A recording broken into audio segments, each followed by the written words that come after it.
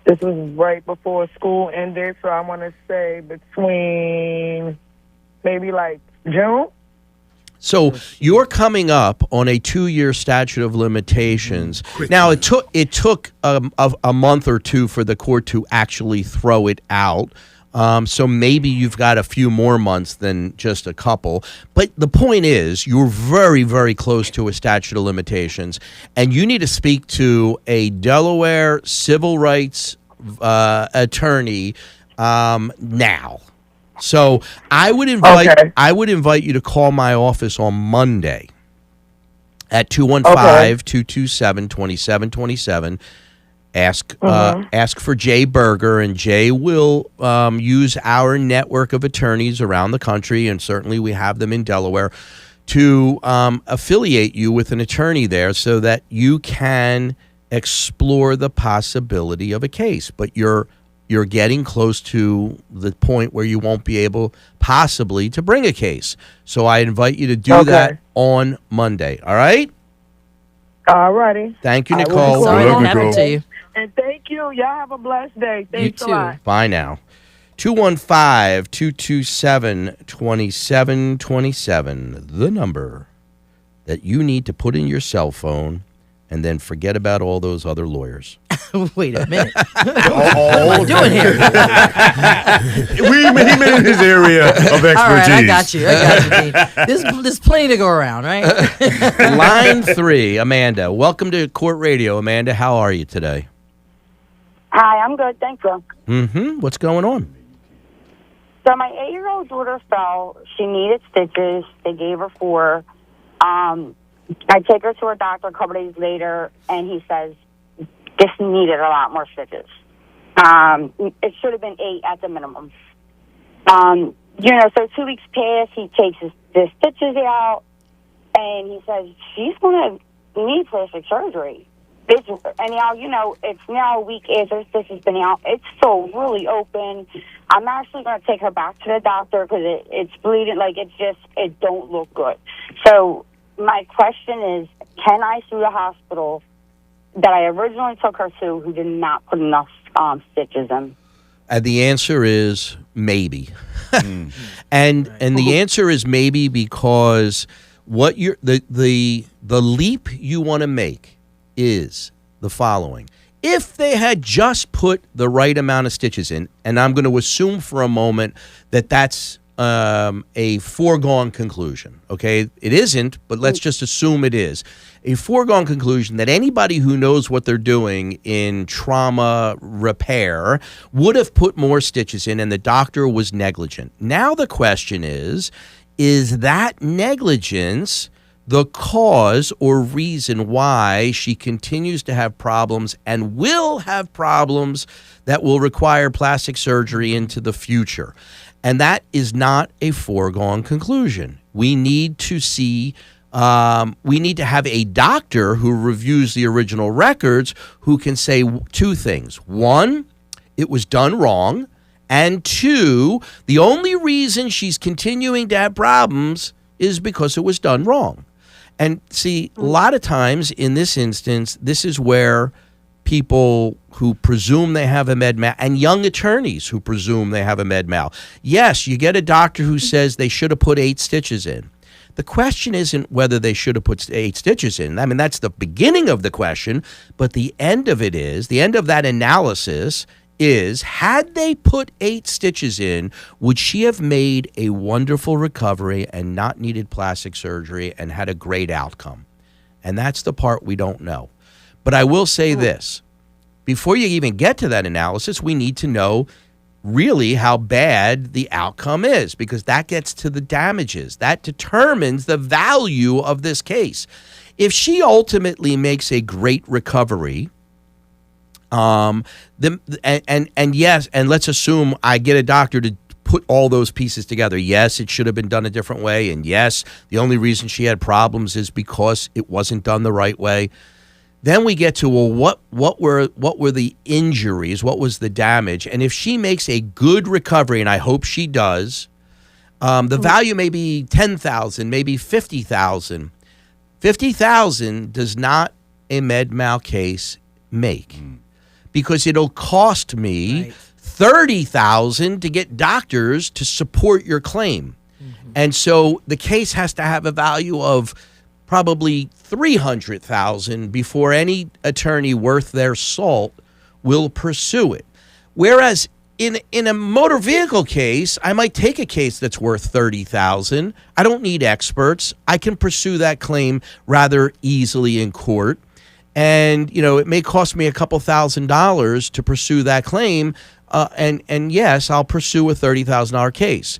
Most experienced attorneys will not pursue a $30,000 med mal case or a $50,000 med mal case because they know what's involved in proving their case.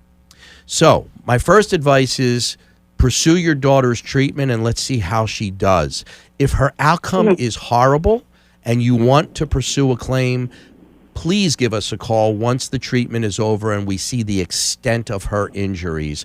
Then we'll be able to begin that analysis and we'll have more information than we have today. Okay.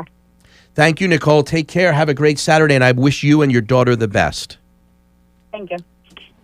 Got a question from the peanut gallery. By the way, 3 for 3. I saw that, Dean. Yeah. I was going to say. Oh, wait, you saw He's really it? going to be trying out. I'm sure. Hold on. If you go to a game or two every now and then, I do. if they call you out and say, Dean, for $1 million Make that shot. from half court, Yeah. what do you think your odds are? 35%. Get out of here. 35%. I love the confidence on this guy. When the last time you shot a basketball? He shot it. When the last time you shot one? If I take 3 shots from half court, one's gone in. No, he said, You know what? We're going to do that. talk about half court, Dean, not Yeah. foul Half line. court, not Yeah. 3-point. We're Yeah. talking Foul half line. I court. know where the half court is, okay? All right. So all you need is 3 tries. 3 You know tries. what? One's No, going I in. want you to hear I love this. I man. got to line it. I got to No, line. I'm coming back as No, man. we can I listen, need hear the me out. confidence like you this. two. I'm going to call you out. We can go to any court, indoor or out, at Okay. any day. Okay. We give you Oh, 3 no, dude. chances, Okay. half court, Yes. and bring care. What do you... YouTube, are you listening to this? I don't know. What am I getting out of it? What would you like other than I told you so? Well, more than that. It's got to Yeah. be more than that. No. Way more than that. Let's make a folks. Do you think he has a shot to make at least 1 out of 3 from half court? Depends on what's Yeah. on the table. He'll go home Yeah. and practice Depending on what- today. Yeah. I am. I'm going to start at the top of my driveway. Exactly. But you said you had a question. I had a question for both of you. You both attorneys. You went to law school. When you were in school, you determined then that you were going to have a particular area of study, right? I'm sure. But that's changed a few times because you went from a public defender. Yeah. Now you're on the other side. I'm doing like plaintiffs. Well, my point is, as an attorney, how easy is it to go, you know, I'm tired of doing this. I'm going to jump over to this. Is there a foundation as a lawyer that you have that allows or provides you to say, you know what, contract law is not working. Let me go to injury. This isn't working. Let me be a prosecutor. Is that the way it works? That's Or such once a great once question. you're set, I'm set. This is it. This is my course. You want to tackle it first? That's such a great question. When I started practicing law, Right. there was no legal issue that I wouldn't handle. Okay. See, 3 out of 1 for half court. That's what I mean. I just want to That's what I say mean. that my friend Ron Bailey, Right. okay, the prior GM for Valley Forge Casino, who now is down in Virginia, building a $1 billion casino. He's a developer. Okay. No, he works for Boyd Gaming, and so he's now the big Mahaf down there. He must be listening, okay. Carly, we have somebody from Virginia now. Do we? Okay. And he said 35%, no effing way. It's that hubris, Dean. Thank you for the clarity. He gave me 8%. I think that's more realistic. Chris said, Manny, I'm with you. It ain't happening. Right. My brother Bailey, thank you very much. Okay. I would take anything and I would study it and I would do a competent job. And like whether it was representing people on a custody matter or whatever, doing wills and estate litigation, I did it all. So the foundation of being a lawyer of the law is enough to jump from contracts, constitution, prostitute. You know what I'm saying? If you're really hardworking and you're a smart person, and you're a litigator, right? Yes. So you bring the litigation skills. That's the foundation that you need, right? There's nothing that I can't litigate. The question isn't whether I could litigate it; it's Should whether you? I should litigate it. And I don't want to relearn a whole area. I'm too old now for me to spend the time necessary to relearn a whole area of litigation, because then I'll be making $50, $10 an hour. Okay, and I'm not working for $10 an hour. Okay, so I got this lifestyle. so I focus. I'm in my lane now. Yeah. Okay, and I'm staying in my lane. I handle catastrophic injury, and it needs to med mal, motor vehicle, trucking accidents. Property damage claims where somebody's been injured because of a defective property. Those are the areas that I know. Yeah. And let me say this, every year I have to relearn it. I go to CLEs, and it's not a joke. The law's constantly changing, and it's nuanced. And so I have to relearn those areas, and I can't handle anymore. I'm done. Yeah. Those are the areas. Counselor? Let me say this. Piggybacking off of that. For me, when I was just coming out of law school, I felt that I wanted to go into being a trial lawyer in criminal defense. That's what I wanted to do, just because my world was, I saw too much injustice in that area. So I wanted to be the person and the catalyst to bring it. Of course, naive sometimes, because you think so much about what you can do with your law degree until you actually start practicing. You're like, man, I am one of many, and therefore I know I am one voice that's pushing, and it's going to take a while. But I got expert in that subject matter, and I thought, for me, I can do much better with the law if I am expert in an area versus being a novice and trying to dip and dabble, right? I can do more. I can have more successful outcomes. So I've kind of stayed in my lane, but expanded on the outskirts, right? So look, as I was a criminal defense litigator, both state and federal practices, I know constitutional law. And so as I know constitutional law, now I just had to learn how to apply the civil rights portion of what I did before, adding that on to my, expertise.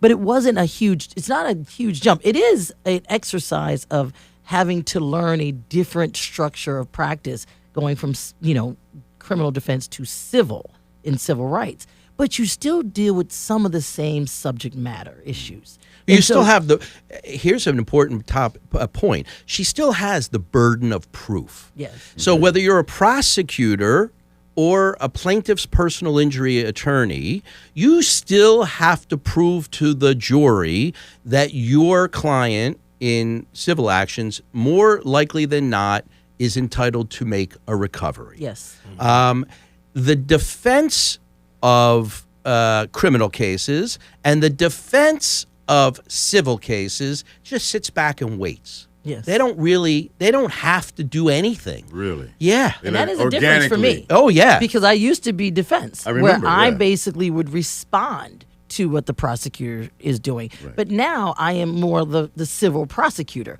I am driving the prosecution in this case. And so as a driver, you've got to put it all out there. You can't leave anything on the table. You can't wait for someone to mess up, or you can't wait for someone to not say anything. You've got to be the one that's tight.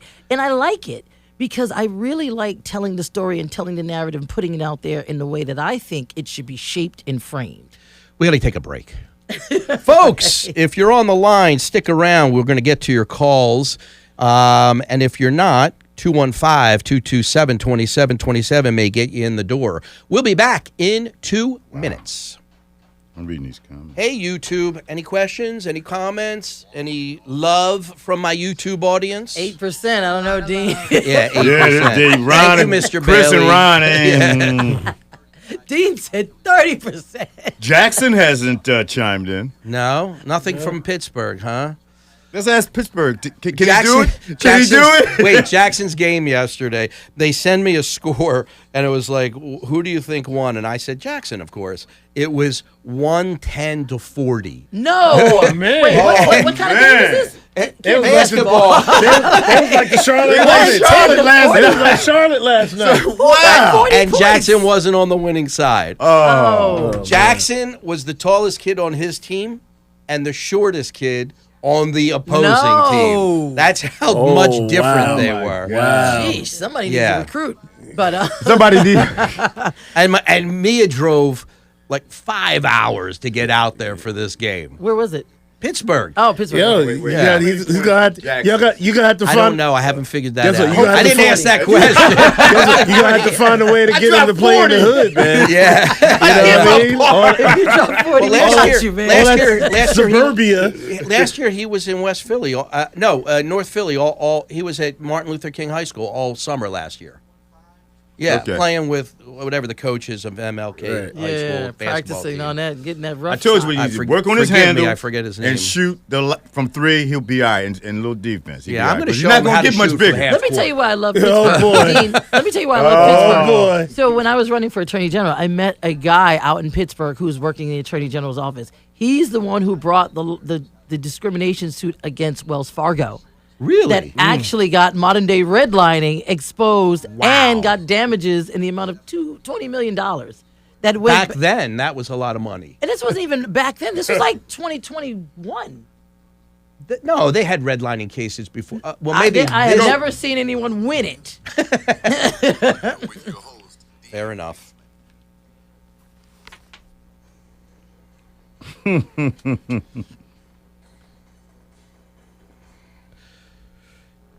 Good morning and welcome back. I am your host, Dean Weitzman. Every Saturday morning right here on Court Radio, we land on 100.3 WRNB. And Classics 107.9. Or for you sophisticated folks, we're on YouTube. Yeah, baby. You get to see us, feel us, touch us. No, maybe Oh, well, not I don't touch. know Maybe about not that. touch you. No, be touching on me. We're not there yet, Dean. We're not there yet. Benjamin, line 2, Eric. Oh, Benjamin. Good morning. Good morning. Hi, Ben. Hey. Welcome to Court Radio. Yes. What's your question? You turn down your radio or your feed. And, Okay. Yep. Okay, I got it. Okay. So, yeah, at my job, right, before I started my last job last summer, I had told them there was going to be some type of law trouble with my, like, sort of a DUI that I got. And I was going to get a GPS monitor on my ankle. And the lady, the HR people, before I got hired, they said that I can still work through that while I'm working there. And then when I got the job, before that monitor was being put on me, I went and told my supervisor, reminding them that I'm going to be getting that. Then the next day when I came to work, they pulled me aside and they made me fill out some paperwork, okay? And then they sent me home that day and said I can't come back the next day. I can't come back anymore. Then I saw the owner of the building, and he said, no, Ben, you can't come back. Okay, so the question, Ben, because we're running out of time, is: do you have potentially a employment discrimination claim? And in order to determine that, I'm going to turn it over to Kier. Listen, I would say I think you have something that you can explore here, and I would love to do that with you. You can give me a call at 215-732-6000. But one of the things that employers can't do is they can't hire you and then under the same understanding and awareness of information that they have and then fire you for those same reasons that you disclosed in the hiring process. And so the question will be, what was the reason given for you being terminated? And that would have to be explored a little bit more. But I would be happy to do that with you. Like I said, if you want to call 215-732-6000, you can do that on Monday as well.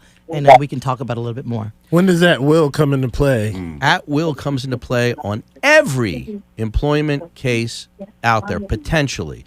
You are an at-will, unless you're not an at-will employee. What does at-will mean? It means you serve at the behest of your employer, and you can be fired for any reason at all, even a bad one. But what you can't be fired for are discriminatory or protected reasons. Right. And generally, when you're in your probation period, being fired for when you haven't even started, there's generally some red flag there. Like, why was he fired? So, we have to establish a discriminatory basis for your firing, and then you may have a claim. And that's the burden of proof. Yeah. Right. I mean, in Ben's case, you might almost want to argue some sort of a contract, potentially, because if he said, hey, I have an ankle monitor that I'm going to have to wear, and they said, not a problem, we're going to hire you, it's almost like they have an agreement that they will keep him hired with an ankle monitor. Now, proving that he said that and they said that, Right. that might be where the rubber meets the road. But, that theoretically could be a possibility. And if that- you have emails or any documentation that was that word again. yeah. Documentation. So that there may be a breach of contract claim amongst all the other claims. But that's what a really creative personal injury attorney engages in. Do you know any? When we get a case, we look at the claim Yes. and need to bring fresh eyes and thought processes to that process. You guys must love to read. Yeah. You have. I do. Did you always, seriously? Everyone doesn't have that. You mean to really read and look for the details and all that I love stuff? to read That's things a that I lot. like. Yeah, I never really read coming up. No. You know, I wasn't a reader as a child. Nobody read to me as a child. That's not the house I Remember grew the weekly up in. readers when you were a Right. little kid? Yeah. I got had those all those. the time. I had those. Yeah. I had Ramona Quimby. I had all those things. And I had the encyclopedia. But now you I have to hated that. read a lot, right? Yeah, less now than when I started. Right. You know, when I started, they gave us like 10 books that we're supposed to read the summer before law school. I read them all. And then once we started law school, like reading 200-300 pages a night was kind of first year was common. You know, there was a lot of these, cases from antiquities that we had to read. And I remember me highlighting the whole page. They're like, what did you learn? I'm like, I highlighted the whole page. Yeah. But, as you go along, there's, in preparation for trial, as trial gets closer, there's depositions you're reading and highlighting and summarizing. And You got to read a lot. yeah, there is a lot of reading to do. In any event, do we have time for one more? We do not. Eric gave me sorry, Kenya. Kenya, Oh, Kenya. give Kier a call during the week. What's your number, Yes. Kier? 215-732-6000. Kier Bradford Grey. You just ask for me, and they'll put you through to my extension. Yeah. Kenya's got an employment discrimination case. She was an FBI agent. Oh, wow. Ooh. Kenya, I want to talk to you. Yeah. Kenya, call me, please. All right. This sounds like her type of case. Yes. Yeah, man. All right, Kenya. So I couldn't get you on the air, but I did get you hooked up with Kier. Kier, Thank my you, Dean. referral fee, please I know. remember it. I'd love working with you. I would love it. 215-227-2727. Folks, I'm 3 for 5. Well, 60%. We're running out of time. I want to thank everybody for that's so Kier. much I want to fun. thank you for coming on. Civil rights violations are no joke, and these are serious cases that Kier takes seriously. If you believe that you've been the victim of a civil rights violation, either give me a call or give Kier a call, and we'll be happy to review your case. Thanks, folks. We'll be back next week, same time, same place. that was so much fun. That went by so fast. Kier, we're still live. Still on We have YouTube. closing arguments on YouTube. Closing arguments. Closing Here we are. arguments. Closing arguments. Let me say, if you feel like you have been violated, you know how you don't really know how to articulate it, but you're saying to yourself, that just didn't feel right. Contact someone. Because quite frankly, no one knows anything unless you talk about it. And Doing two, a whole lot of cleanup. document, and That's document. it. 2. Document, 2 out of 5. document, Yeah, document. Dean's practicing for this $1 million You shot. heard about this? We're gonna have to go right, talk to the half court thing. the Sixers people to say we I'm need telling to you. have his $1 million Him shot. shooting from half court. You heard about this? I mean, from over there when he was sick. Oh, are you supposed to be shooting for the We're gonna make this happen. He said if he got 3 tries 3 at tries, shooting from half court, he'd I'd at make least For $1 make million. one. And Yeah. He And said- those Right, exactly. And those on YouTube who chimed in, Who know him. without asking for their opinion, said it would be 8%. Because we're talking half court here. Yeah. Now, I want to be clear. See this happening. Your son Jackson is from is the Pittsburgh guy. Yeah. He hasn't commented. I'm just saying. Probably He playing. commented. Oh yeah, sure. He's probably playing. What did he comment? He hasn't said anything. Oh, he hasn't He hasn't commented. said- Did that go in? Sound like it hit the course. wall. 6. Yeah, he banked it. Banked out. 4 for 6. There was no flick of the wrist, though. Four for Right, I'm trying to see if you he's- can't, There ain't you no can't, flicking of the wrist at half court. you can't. Well, yes, you you gotta- have to. You have to make it go. You have to put make them it legs, Yes. the whole Okay, You gotta put the whole body in. Listen to her. Right. Right. You gotta Listen flick to the her. wrist because it's gotta rotate down. rotate that. She's gonna do a whole lot better half court than this. Yeah, my And I money would think be my on her. chances are like In a 5%. dress. See? I got weak I need wrists. the ego. Dress. I need the ego. I got weak wrists. Heels. In a heel. I'd like to Wait, see D, that. were we just talking about ego? I need the ego. Just when it comes to addiction. We will bring Dawn He's Staley like, I in. got it. We'll bring Dawn Staley to judge. I don't think this year is Dawn Staley's year to be She went to judging the Dean final. Weitzman. Why not? Why not? She got her ass kicked. She What went do to you the mean? final. The final? At the Yeah. finals, She though. UConn's ass. Yes. I all that put matters. my money on Dawn. Oh, that's what it is. I put my money That's on why Dawn. she's mad. We're like, wait a minute, Dawn. Dawn, You bring up Dawn to me right now. Party's right here on your radio and at the TLA tomorrow night, 100.3. What up? Who this? You know. But you were doing so well at poker prior too. Yeah, I gave up on gambling. Did you? I'm a reformed gambler Oh, now. sure. For like a couple weeks. Talk about addictions. Talk about it, right? Yeah. Addictions. Talk about Says addiction. the addict. Yeah. This is why he's fighting so hard for his mental health stuff. Like, listen, Lord, we need it. It was that bad, dude? Was it that bad? I think it's run its course. Because every time he goes, bet, bet, bet, bet, bet, bet, What in the Fred Flintstone? Bet. Remember that cartoon? He doesn't remember that Who cartoon. asked No, you? he does. Who asked Do you remember that cartoon? Oh, yeah, he does. I was a Him and Flintstone watcher. Gagos Bazano. No, but they're loving the combo.